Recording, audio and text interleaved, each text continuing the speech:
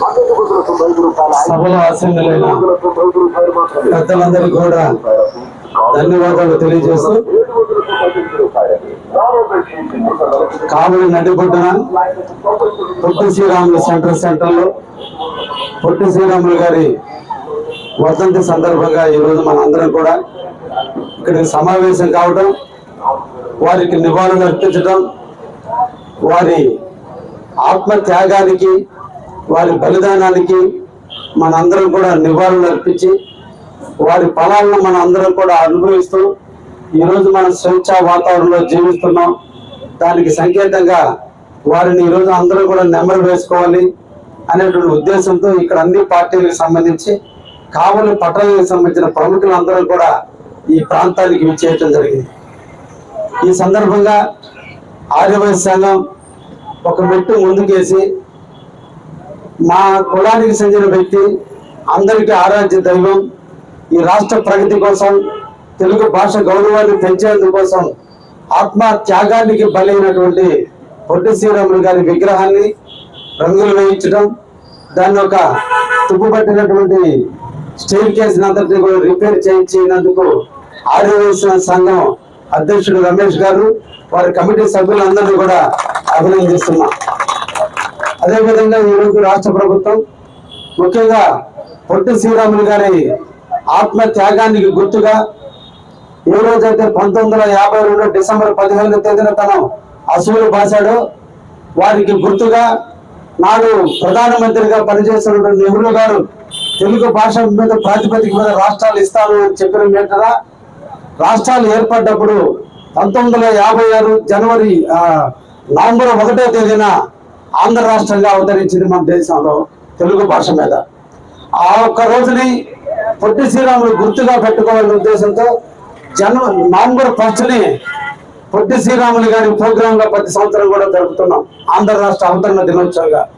అయితే దురదృష్టం కావచ్చు, అదృష్టం కావచ్చు, రాజ్యాంగంలో వచ్చే మార్పులు కావచ్చు, ప్రజల్లో వచ్చిన మార్పులు కావచ్చు, ఈరోజు తెలుగు భాషగా ఉన్నటువంటి రాష్ట్రంగా ఉన్న ఆంధ్రప్రదేశ్ ఈరోజు 2 భాగాలుగా విడిపోతే, ఒకటి తెలంగాణ రాష్ట్రంగా, 2 ఆంధ్ర రాష్ట్రంగా విడిపోయినప్పుడు ఇప్పుడు భాషా ప్రాతిపదిక ఏర్పడిన రాష్ట్రాన్ని, అప్పుడు ఉమ్మడి రాష్ట్రాన్ని నవంబర్ 1వ తేదీన ఆంధ్ర రాష్ట్ర అవతరణ దినోత్సవం నాడు పొట్టి శ్రీరాములు మనం ఎలా స్మరించుకుంటున్నామో, ఎలా నివాళులు అర్పిస్తున్నామో, ఎలా వారిని స్మరించుకుంటున్నామో ఆ డేట్ ఇప్పుడు రద్దయింది. కాబట్టి మళ్ళా కొత్త రాష్ట్రాలు ఏర్పడ్డాయి. కాబట్టి జూన్ 2వ తేదీ ఆంధ్రప్రదేశ్ ఒక బలవంతపు పరిస్థితుల్లో, తెలంగాణ వాళ్ళ ఉద్యమానికి బలైనటువంటి పరిస్థితుల్లో మనం ఒట్టి చేతులతో ఈ రాష్ట్రానికి వచ్చినప్పుడు ఆ మహానుభావుడు పేరును ఆ రోజున స్మరించకూడదు. కాబట్టి ఆయన చనిపోయి ఏ రోజైతే ఉందో ఆ రోజున ఆయన పేరును మనం గుర్తించుకోవాలన్న ఆలోచనతో మన రాష్ట్ర ప్రభుత్వం, ఈ రోజు ఉన్నటువంటి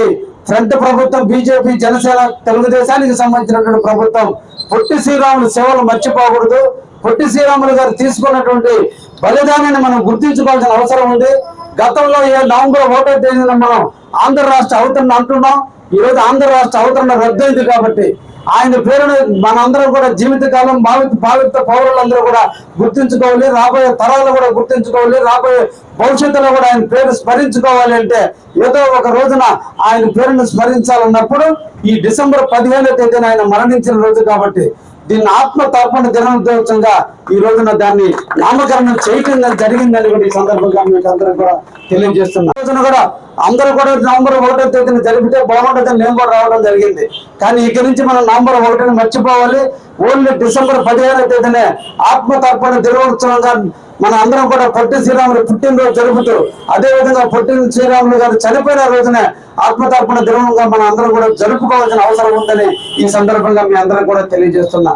కారణం పొట్టి శ్రీరాములు గారు నెల్లూరు జిల్లాలోని కన్నిగిరి కాన్స్టిట్యున్సీలో ఉన్నటువంటి పర్వతపాలెంలో జన్మిస్తే అతని అమ్మమ్మ గారి ఊరు, అదేవిధంగా ఈ జుబుల్దిల్లి ప్రాంతంలో ఆయన ఎక్కువ రోజులు ఇక్కడ గడిపాడు. కాబట్టి మన జుబుల్దిల్లి ఆయనకి ఒక అనుబంధం ఉంది. కాబట్టి అది ప్రస్తుతం మన కావలి నియోజకవర్గంలో ఉంది. కాబట్టి మన కావలి వాడిగా ఈ రాష్ట్రంలో ప్రతి ఒక్క తెలుగువాడు తలెత్తుకుని తిరిగే విధంగా మన ఖ్యాతిని పెంచిన వ్యక్తిగా ఈరోజు మనందరం కూడా గర్వపడాల్సినటువంటి సమయం. కారణం మన కావలకు సంబంధించినటువంటి వాడు, మన కావలలో నడియాడిన వాడు, మన కావలలో తిరిగిన వాడు, మన కావలు ప్రజలతో బంధుత్వం ఉన్నటువంటి వాడు, మన ప్రాంతంలో జీవించినటువంటి వ్యక్తిని ఈ రోజు మనందరం కూడా స్మరించుకుంటూ ఈ రోజున వారి కార్యక్రమాల్లో మన అందరం కూడా పాలు పంచుకోవాలనే ఉద్దేశంతో, దీనికి రాజకీయాలకు సంబంధం లేదు, కులాలకు సంబంధం లేదు, మతాలకు సంబంధం లేదు, ఏ ఒక్క దానికి సంబంధం లేకుండా అందరం కలిసి వారికి మనం నివాళులు అర్పించాలని ఈ రోజున ఈ కార్యక్రమాన్ని నిర్వహించడం జరిగిందని కూడా ఈ సందర్భంగా మీకు తెలియజేస్తున్నా. భారతదేశ స్వతంత్రంలో ఎంతో మంది అమరులయ్యారు, ఎంతో మంది ప్రాణ త్యాగాలు చేశారు, ఎంతో మంది నిరాహార్జనలు చేశారు, ఎన్నో ఉప్పు సత్యాగ్రహాలు చేశారు. ఎన్ని సత్యాగ్రహాలు చేసినా, ఎంత నిరాహార్జనలు చేసినా, ఎంత ఆత్మ త్యాగాలు చేసినా ఒక్క పొట్టి శ్రీరాములు గారి త్యాగాన్ని మించిన త్యాగం ఎవరు చేయలేదనే విషయాన్ని కూడా తెలియజేస్తున్నా. తన కీర్తి కోసం, తన కీర్తి ప్రతిష్టల కోసం చాలా మంది దీక్షలు చేసి ఉండొచ్చు, కానీ ఒక అమరజీవి పొట్టి శ్రీరాములు గారు 25 సంవత్సరంలో తన కుటుంబాన్ని వదిలేశాడు. భార్య చనిపోయింది, బిడ్డలు లేరు, అందరినీ వదిలేసి దేశం కోసం అంకితమై గాంధీ మార్గంలో 1942 సంవత్సరం నుంచి కూడా ఉప్పు సత్యాగ్రహంతో స్టార్ట్ అయినటువంటి వాడు, క్విట్ ఇండియాతో స్టార్ట్ అయినటువంటి వ్యక్తి స్వాతంత్ర సమరంలో జైలుకు పోయాడు. అన్ని రకాలుగా చేసిన రోజున ఈ భాషా ప్రాతిపదిక మీదుగా మద్రాసీలు తెలుగు వాళ్ళని గౌరవంగా చూడని రోజున ఈ తెలుగు ఖ్యాతిని గుర్తించాల్సిన అవసరం ఉంది. తెలుగు వాళ్ళకు ఎంతో కొంత నేల మాకు కూడా అవసరం, మా భాషను గుర్తించడని చెప్పి పోరాడిన తెలుగు బిడ్డ ఒక్క అమరజీవి పొట్టి శ్రీరాములు గారు అనే విషయాన్ని కూడా మనం మర్చిపోకూడదు. ఈ రోజు వారు అందించిన ఫలాలతో తెలుగు వాడు గర్వంగా తలెత్తుకొని తిరుగుతున్నామంటే, ఈ రోజు తమిళ కింద మనం మగ్గలేదంటే, తమిళ రాష్ట్రం కింద మనం లేము అంటే ఈ రోజు దానికి కారణం ఒక్క పొట్టి శ్రీరాములు గారి త్యాగమే. వారి త్యాగం ఈ రోజు మనం తెలుగు వాడిగా గౌరవంగా పెరుగుతున్నాం. వారి యొక్క మరణం ఒక గుబుత్సాకరమైన మరణం.